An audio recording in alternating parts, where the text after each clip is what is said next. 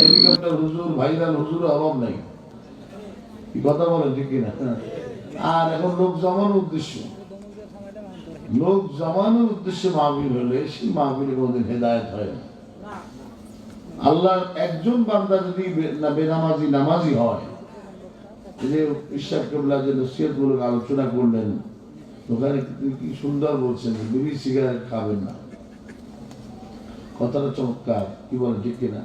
সেই পয়েন্ট আমি করে আসতেছি, সময় কম, আমি খুব সংক্ষেপেই আমি বলতেছি যে কোরআন কারীম থেকে আয়াত কারীমা তেলাওয়াত করেছি। আল্লাহ রাব্বুল আলামিন ইরশাদ ফরমান যে ইয়াউমা লা ইয়ানফাউ মালুন ওয়ালা বানুন ইল্লা মান আতাল্লাহা বিকলবিন সালিম।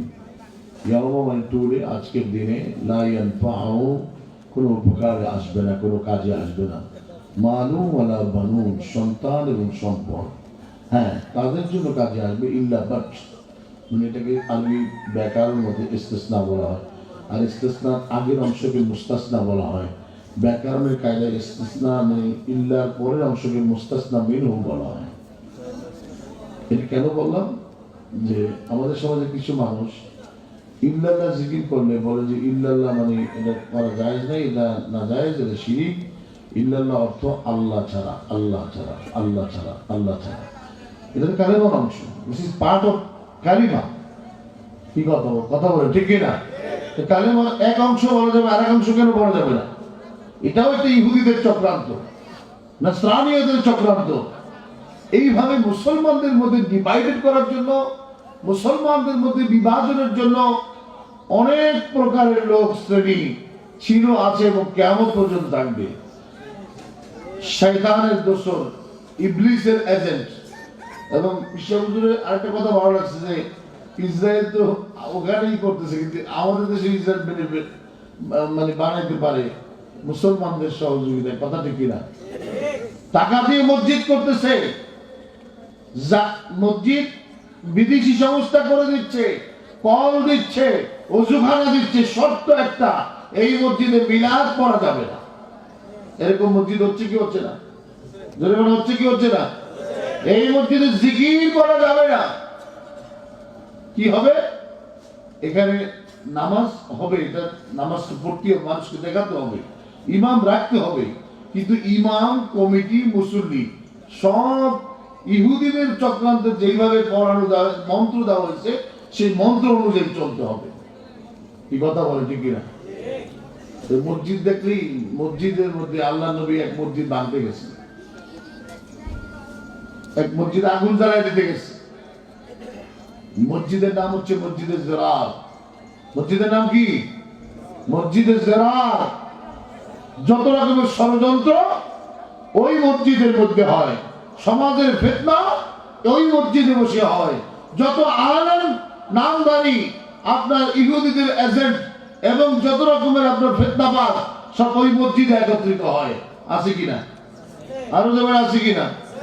আলেম ভালো, অবশ্যই আলেমকে সম্মান করতে হবে, দেখতে হবে সেই আলেম কোন আকীদার, কোন মাইন্ডের, এবং সে আল্লাহকে মানে, রসুলকে মানে কিনা, রসুলকে তাজিম করে কিনা, আহলে বাইতকে মানে কিনা, এবং সম্মান করে কিনা, ইজ্জত করে কিনা, এবং আসলেই তাসাউফ মানে স্পিরিচুয়াল যে লাইন, শরীয়তের পাশাপাশি মারিফতকে গুরুত্ব দেয় কিনা, এই ব্যাপারে গুরুত্ব রাখতে হবে।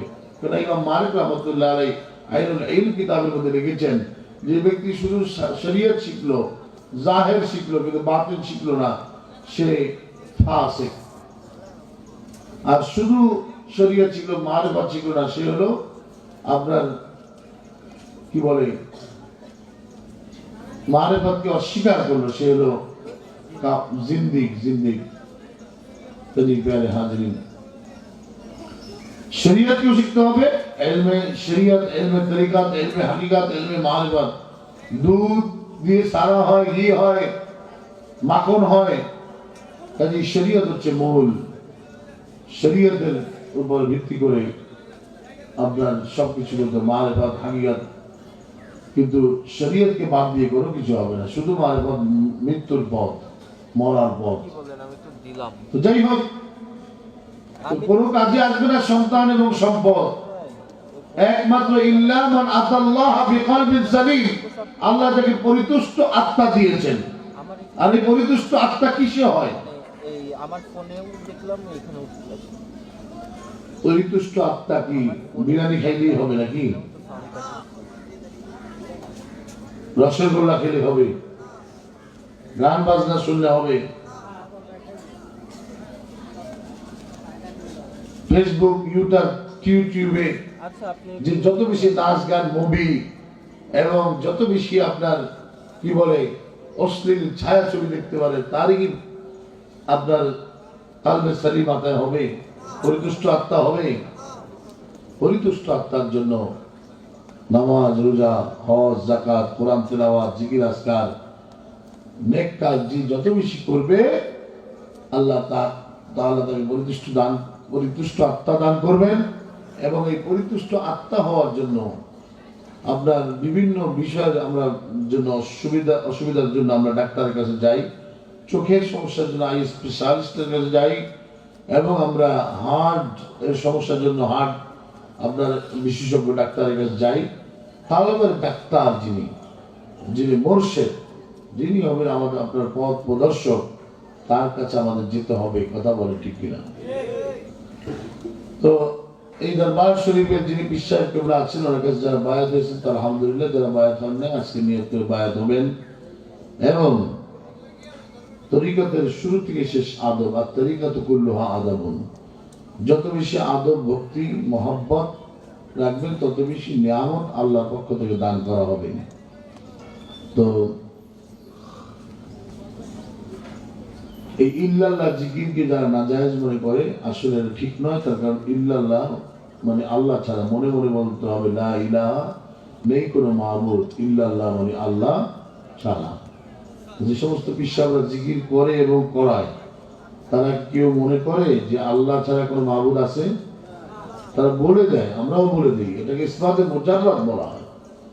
তরিকাতের ভাষায় এটাকে ইসবাতে মুজাররাদ বলা হয়, যে একমাত্র আল্লাহর সুবুত, আল্লাহর সুবুত, আল্লাহ এক, there is none, Allah is one, আল্লাহ ওয়াহদাহু লা শারীকা লাহ, আল্লাহ ছাড়া কোনো ইলাহ নাই, কোনো মাবুদ নাই। এই কথা বলতে গিয়ে ইল্লাল্লাহ ইল্লাল্লাহ ইল্লাল্লাহ এভাবে বলা হয়। কথা বলেন ঠিক কিনা? তাহলে ইল্লাল্লাহ জিকির করা যাবে কি যাবে না? ধরে বলেন যাবে কি যাবে না? এইভাবে ওলি আল্লাহদের মিশন শান্তির মিশন, ওলি আল্লাহদের মিশন, কোনো ফিতনা নাই, অহংকার নাই। কি বলে ঠিক কিনা? অহংকার, রিয়া, তাকাব্বুর কিভাবে দূর করা যায় সেই শিক্ষাই তাসাউফের শিক্ষা, সেটাই খানকার থেকে দেওয়া হয়। আর অন্য যেখানে যাবেন সেখানে শিক্ষা দিবে, এই তুমি বুজুর্গ হয়ে গেছো, তুমি পরেজগার হয়ে গেছো, তুমি আল্লাহ ওয়ালা হয়ে গেছো, তুমি এই হয়ে গেছো, সেই হয়ে গেছো। কি কথা বলেন ঠিক কিনা? মনে করতে হবে যে আই এম নাথিং, আমার কিছু না। যাই হোক, প্রিয় হাজরিন, আল্লাহ আমাদেরকে বিশেষ করে ফিলিস্তিনের বিষয় ইসরায়েল কেবলা যে বক্তব্য রাখছেন, যে ওরা যেভাবে মার খাচ্ছে, বিশেষ করে মুসলমানরা, অত্যন্ত হৃদয় স্পর্শী এবং প্যাথেটিক বিষয়। আমরা দোয়া করি যে ফিলিস্তিনি মুসলমানদেরকে আল্লাহ হেফাজত করবে। শুধু দোয়া করলেই হবে না, আমাদেরকে মানে চেষ্টা করতে হবে। এবং যদি ডাক আসে ফিলিস্তিনি মুসলমানের ওই জিহাদে অংশগ্রহণ করার জন্য, ফিলিস্তিনের পক্ষে বাইতুল আকসা রক্ষার জন্য, তাহলে আমাদের জীবন যদি দিতে হয়, রক্ত যদি দিতে হয়, তাহলে আমরা রাজি আছি কিনা? রাজি আছি কিনা?